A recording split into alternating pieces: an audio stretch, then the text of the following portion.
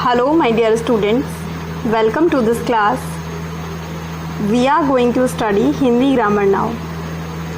Last week में हमने अपने सेकेंड चैप्टर को पढ़कर फिनिश कर लिया था और हमारे सेकेंड चैप्टर का नाम था वर्ण विचार। इंग्लिश में वर्ण विचार को फोनोलॉजी कहते हैं। चैप्टर में बहुत सारी अच्छी अच्छी चीज़ें थी जिन्हें हमने बहुत ही अच्छे से और डीपली समझा था। आई होप आपको भी समझ में आया होगा। तो आज की वीडियो में हम स्टार्ट करने जा रहे हैं चैप्टर सेकेंड की एक्सरसाइज मतलब प्रश्न अभ्यास को। तो प्रश्न अभ्यास में 1 बाय 1 करके आपको समझाती जाऊंगी और आप वीडियो को मेरे साथ समझते जाइए। तो चलिए हम स्टार्ट करते हैं क्वेश्चन नंबर 1 से। क्वेश्चन नंबर 1 में है सही विकल्प पर सही का निशान लगाइए। अब विकल्प क्या होता है? विकल्प का मतलब होता है ऑप्शन। तो आप ऑप्शन को नीचे देख रहे हैं 1 2 3 1 2 3। तो इन्हें हम विकल्प कहते हैं और इंग्लिश में हम इन्हें कहते हैं ऑप्शन। तो एक क्वेश्चन दिया होता है और उसके ऑप्शंस होते हैं। तो आपको उनमें से सही ऑप्शन को फाइंड आउट करना होता है। जैसे पहला क्वेश्चन है वर्ण के टुकड़े किए जा सकते हैं। वर्ण के टुकड़े किए जा सकते हैं। तो क्या है इसका आंसर? हमने चैप्टर में पढ़ा था कि वर्ण जो होती है वो भाषा की सबसे छोटी इकाई होती है। हम इसके और अधिक टुकड़े नहीं कर सकते हैं। जैसे क एक वर्ण है, अ एक वर्ण है, आ एक वर्ण है। तो अब इसके नीचे हम नहीं जा सकते, आ को हम नहीं तोड़ सकते, तो वर्ण के हम टुकड़े नहीं कर सकते। तो इसका जो सही आंसर है वो क्या है?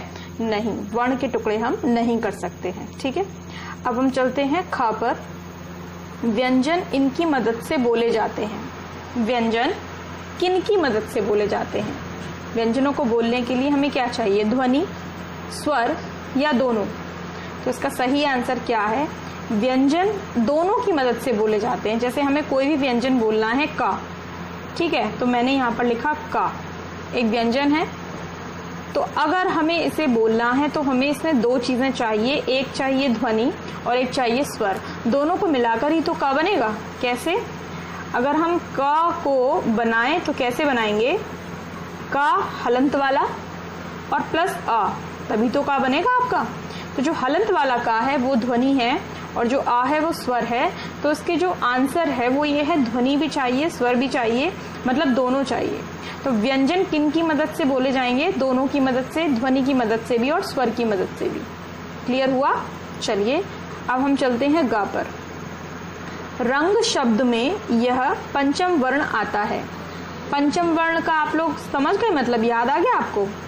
जब हम कोई वर्ग लिखते हैं वर्णमाला में, जैसे क ख ग घ इंगा बिंदी, च छ ज झ किया, ट ठ ड ढ ण, तो वो जो 5वें नंबर पर जो अक्षर आता है उसको हम पंचम वर्ण कहते हैं। जैसे क वाले वर्ग में इंगा बिंदी, च वाले वर्ग में किया और ट वाले वर्ग में अणा, ये है पंचम वर्ण। तो अब जो हमारे सामने शब्द है रंग, उस रंग में हमको पहचानना है कि 5वां जो वर्ण है वो कौन सा है। तो देखो साउंड इसकी कैसे निकलेगी? रंग मतलब अंग, अंग की साउंड आ रही है। तो इसमें पंचम वर्ण अंग है, किया है या अणा है? अभी तो आप लोग समझ गए होंगे कि इसमें पंचम वर्ण क्या है? इंगा बिंदी। इसका सही ऑप्शन है फर्स्ट। घ में क्या दिया है? त्र व्यंजन इनके मेल से बना है। तो त्र हमने देखा था क्या है? एक संयुक्त व्यंजन है और वो किससे बना है? त्र प्लस र से नहीं, ता प्लस रा से या ता प्लस ता से। तो ता प्लस ता से तो त्र बन ही नहीं सकता। तो इसका सही आंसर क्या है? आधा ता प्लस रा से मिलाकर क्या बना है? त्र। तो ये चारों क्वेश्चन के आंसर हमने पढ़ लिए हैं और आपको समझ में भी आ गए हैं। तो अब आप अपनी एक्सरसाइज को नोटबुक में सॉल्व कर सकते हैं। अब हम चलते हैं क्वेश्चन नंबर 2 पर। मजा आ रहा है ना? ठीक है। हाँ बच्चों, तो हम आ गए अब आपके क्वेश्चन नंबर 2 पर। चलिए देखते हैं इसमें क्या करना है। स्वरों से उनके भेद तक रेखा खींचिए। ठीक है, तो स्वर और हमें स्वर के भेद, स्वर के 2 भेद होते हैं, ह्रस्व स्वर और दीर्घ स्वर, तो वही हमें पहचानने हैं। तो एक बार हम ये ना करके रिवीजन कर लेते हैं क्विकली। क्या है? अ, ई, उ, 3 जो हैं वो आपके ह्रस्व स्वर हैं और जो बाकी के 11 में से बाकी के जो सारे बच्चे वो आपके कौन हैं? वो आपके दीर्घ स्वर हैं। अब हम चलते हैं मैचिंग पर। तो देखो अ कैसा स्वर है? ह्रस्व स्वर है। आ दीर्घ स्वर है। री जो है वो कैसा स्वर है आपका, वो भी आपका ह्रस्व स्वर है। तो हमारे जो ह्रस्व स्वर है ना वो 4 हो गए। कौन कौन से? आ, ई, उ और आपका क्या? री, ऋषि। ये 4 हो गए आपके ह्रस्व स्वर और बाकी के दीर्घ स्वर। ओ ज्यादा लंबा हम उसको उच्चारण कर रहे हैं ना, टाइम लग रहा है, तो दीर्घ स्वर है। ई दीर्घ स्वर है। ई धीरे से बोला, ज्यादा टाइम लेकर नहीं बोला, तो ह्रस्व स्वर है। ए कैसा स्वर है? दीर्घ स्वर है। ओ कैसा स्वर है? दीर्घ स्वर है। तो जितने भी स्वर हैं 1 2 3 4 5 6 7 8 हैं, तो 8 में आपको ये बताना था कि कौन सा ह्रस्व स्वर है और कौन सा दीर्घ स्वर है। बोल बोल कर एक्सरसाइज करना, मजा आएगा। ठीक है, अब हम चलते हैं एक्सरसाइज नंबर 3 पर। तो चलिए एक्सरसाइज 3 को देखते हैं। इसमें क्या है? अनुस्वार युक्त शब्द पढ़िए। मतलब नीचे जितने भी शब्द दिए गए हैं वो सब अनुस्वार वाले हैं। अनुस्वार मतलब ऊपर जो बिंदी लगी होती है उसको अनुस्वार बोलते हैं। तथा जिस पंचम वर्ण का उच्चारण अनुस्वार के स्थान पर होगा उसे लिखना है। जो अभी अभी हमने रंग वाला एक्सरसाइज की थी ना ऊपर, वही नीचे हमें इन सब के साथ करनी है। शब्द पढ़ना है और उसमें ये पहचानना है कि इसमें कौन सा 5वां वर्ण आया है। जैसे पंख, अब आप धीरे धीरे बोलो पंख। अब इसमें कौन सी साउंड आ रही है? अंग। ठीक है, इंगा बिंदी वाली साउंड आ रही है। तो कौन सा वर्ण है इसमें? इसमें है आपकी इंगा बिंदी। तो आप यहाँ पर इंगा बिंदी लिख देंगे। अगला है खंभा। अब बोलिए आप खंभा। देखो आप लोग गलत लिख देते हो, खंबा लिख देते हो, बा से बकरी। क्या होता है? खंभा होता है, भा से भालू। तो अब इसमें कौन सा 5वां वर्ड आ रहा है? खम मा। तो हम इसमें क्या लिखेंगे? माँ। अंदर। अब धीरे धीरे बोलो अंदर। अन। तो ये जो आपका अनुस्वार है ये कौन सी साउंड दे रहा है? अन। ना की साउंड दे रहा है। ना 5वां वर्ण है ता वाले वर्ग का, तो इसमें ना लिख देंगे। बंदर। बन ना की साउंड इसमें भी आ रही है, तो इसमें भी ना लिख देंगे। घंटी। घंटी। अब देखो आप बोलोगे कि इसमें भी तो ना की साउंड आ रही है, तो इसमें ना लिख दें, तो मैं कहूंगी ना ना, इसमें ना नहीं आएगा। तो फिर इसमें क्या आएगा? तो देखो भाई, आगे वाले अक्षर पर थोड़ा सा एक बार गौर करते हैं। आगे वाला जो अक्षर है, अनुस्वार के आगे वाला जो अक्षर है वो ट है। तो ट वर्ग का अक्षर है ना, तो जो साउंड अब मानी जाएगी वो ट वर्ग की मानी जाएगी। तो ट वर्ग का 5वां वर्ण क्या होता है? अड़ा होता है। क्या होता है? अड़ा। तो यहाँ पर साउंड मानी जाएगी अड़ा की, ना की ना की। ना की साउंड नहीं होगी। अब उसमें क्या था? देखो बंदर। तो जो अनुस्वार के बाद आगे वाला अक्षर था वो द था। कौन से वर्ग का? ता वर्ग का। तो साउंड भी ता वर्ग की लिखी ना हमने, ना।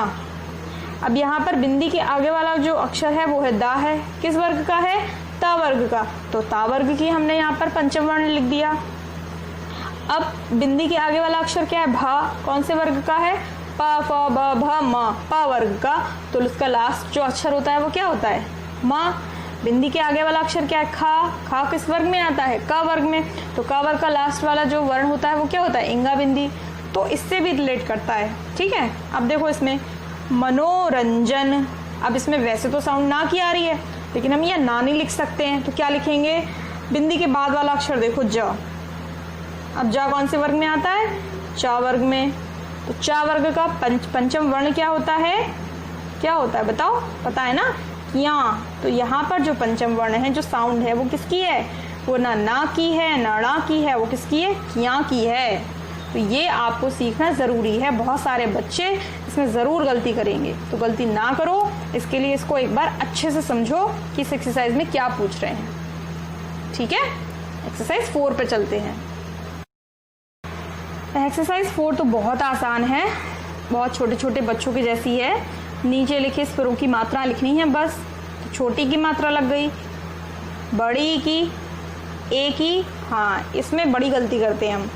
ए की मात्रा में 1 डंडा लगता है और ए की मात्रा में 2 डंडे लगते हैं। यहाँ पर मिस्टेक होती है, क्योंकि यहाँ 1 मात्रा है, 1 डंडा है, और यहाँ पर क्या है? 2 मात्राएं हैं, तो यहाँ हम कंफ्यूज हो जाते हैं।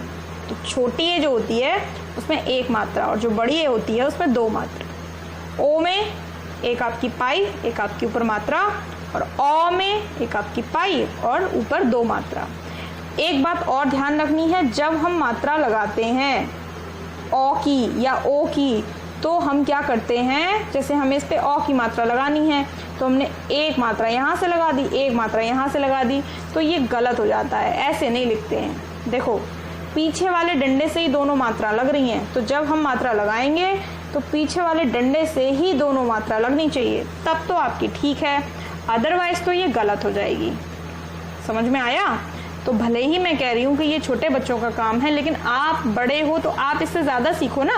आपको एक स्टेप और ज़्यादा सीखना है, तो आपने क्या सीखा कि छोटी ए की मात्रा में 1 मात्रा लगती है, बड़ी ए की मात्रा में 2 मात्राएं लगती हैं, और जब हम अक्षरों पर, व्यंजनों पर स्वरों की मात्राएं लगाते हैं तो इस तरह से लगाते हैं जिस तरह से लगी होती हैं, उसमें अपनी तरफ से कोई चेंज नहीं करते हैं।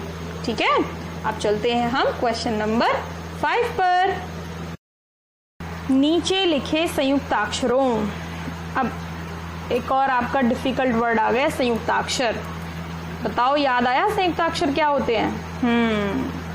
संयुक्ताक्षर 2 अलग अलग व्यंजनों को मिलाकर बनाए जाते हैं। ठीक है, तो नीचे जो शब्द लिखे हुए हैं वो संयुक्ताक्षर वाले हैं, तो उनको हलंत लगाकर जैसा उदाहरण दिया गया है वैसा लिखना है। जैसे ये शब्द देखो क्या है, ब्राह्मण, इसको क्या एक साथ पढ़ेंगे हम, ब्राह्मण। अब यहाँ पर संयुक्ताक्षर है ये, ठीक है, यहाँ संयुक्ताक्षर ये है, यहाँ पर ये संयुक्ताक्षर है, यहाँ पर ये है, यहाँ पर ये है और यहाँ पर ये है। तो कुछ अलग डिजाइन के दिख रहे हैं ना ये सारे। तो ये क्या डिजाइन है, इनमें कौन कौन से 2 व्यंजन इंक्लूड है, हमें वो व्यंजन अलग अलग कर हलंत लगाकर लिखने हैं। तो देखो सबसे पहले है आपका ब्राह्मण, तो इसमें क्या है, ब्राह्मण, तो इसमें हा है आधा और माँ है पूरा, अलग अलग करके हमने लिख दिया। अगला है आपका विद्यालय, तो द्या जो है वो किससे बना है, आधा दा और या से, तो ये हो गया विद्यालय। उद्धार, उद्धार, इसका मतलब क्या है, आधा तो दा है इसमें और धा पूरा है, तो आपका शब्द बन गया उद्धार, उद्धार। ठीक है, अगला है वाह है। अब वाह है मतलब बाहरी, तो इसमें हा आधा है और या पूरा है। विद्वान, दा आधा है और वह पूरा है। उद्देश्य, इसमें क्या है, उद्देश्य, ये जो आपको लेटर दिखाई दे रहा है, व्यंजन दिखाई दे रहा है, कुछ अलग टाइप से बना हुआ, जैसे छा बनाते हैं वैसे। अब ये क्या है, ये छा नहीं है, इसमें 2 दा इंक्लूड है, एक ऊपर एक नीचे, तो हमने दोनों को अलग अलग करके लिख दिया, एक आधा दा और एक पूरा दा, तो ये बन गया आपका उद्देश्य। तो आपको इसमें यही करना था कि जो आपके संयुक्ताक्षर दिए थे उन संयुक्ताक्षरों को हलंत लगाकर तोड़कर अलग अलग लिखना था। समझ में आया? जहां कहीं भी आप ऐसे नए नए शब्द पढ़ो ना, तो उनको आप दोनों तरह से लिखने की कोशिश किया करो, ऐसे लिखने भी आना चाहिए और ऐसे लिखने भी आना चाहिए, जिससे कि कोई कंफ्यूजन आपके दिमाग में रहेगा ही नहीं। ठीक, now flying to the next exercise. अब जो एक्सरसाइज है वो है बारी आपकी, जिसको मैं तो बिल्कुल भी नहीं कराने वाली, ये तो आपको खुद से अपने आप से करनी है। ठीक, क्या एक्सरसाइज है एक बार समझा देती हूँ। शब्दों को पढ़िए तथा मात्रा के अनुसार छांटकर अलग वर्ग में लिखिए। बहुत सारे शब्द हैं, इनको पढ़ना है। यहाँ पे मात्राएं हैं, ओ, औ, ए, छांटिए और अलग अलग वर्ग में लिखिए। शब्द पढ़ के मैं आपको दिखा देती हूँ। कोना, कॉर्नर। मैना, बर्ड का नेम है। कसौटी, मात्रा देख लेना इसमें किसकी है, अभी थोड़ा सा नहीं समझ में आएगा कसौटी क्या होता है। पैसा, मनी आप जानते हो। तोता, पैरट वर्ड मालूम है। कौन, क्वेश्चन पूछते हैं ना, कौन, हु। चकोर, ये भी एक पक्षी है। सवेरा, यू नो दैट, मॉर्निंग। खरगोश जानते ही हो आप। मेरा शब्द आता है आपको। मेला, पौधा। पैदल, बौना, ड्वार्फ, छोटा कोई चीज होती है ना, छोटा छोटा जिसकी हाइट कम होती है उसे बौना कहते हैं। तो बौना पौधा भी होता है, छोटा सा पौधा बौना पौधा, और आदमी भी होते हैं बौने, लड़कियां भी होती हैं जिनकी हाइट कम रह जाती है। अच्छा शब्द नहीं है लेकिन हमें यूज नहीं करना चाहिए, किसी को बोलते हैं तो बुरा लग जाता है। ठीक है। थैला, सैनिक। सोल्जर, स्पेलिंग बताओ सोल्जर की। SOL DIER soldier. रेशमी, अब रेशम क्या होती है? सिल्क ना। तो सिल्क के कपड़ों को रेशमी कपड़े कहते हैं। कहाँ से बनती है सिल्क बताओ? सिल्क वॉर्म बनाता है कोकून से, है ना, सिल्क वॉर्म के कोकून से बनती है। सौगात, ये शब्द थोड़ा मुश्किल है, देखो मुश्किल शब्द पे अंडरलाइन कर देती हूँ, कसौटी नहीं समझ में आएगा और सौगात नहीं समझ में आएगा। अभी मात्रा समझ में आएगी, शब्द को अभी छोड़ दो। खेल जानते ही हो, गेम, और टोकरी बास्केट जानते ही हो, तो मैं नहीं बताने वाली। अब इसमें करना क्या है आपको? बस ये है कि खुद से करना, जो भी करना खुद से करना है। शब्द दिए गए हैं, मात्राएं दी गई हैं, तो जिस शब्द की जो मात्रा है आप उसको लिख दो उस पर्टिकुलर जगह पर, ठीक है। तो आज हमारी एक्सरसाइज सॉल्व हो गई है। चैप्टर 2 विद एक्सरसाइज हमने कंप्लीट कर लिया है।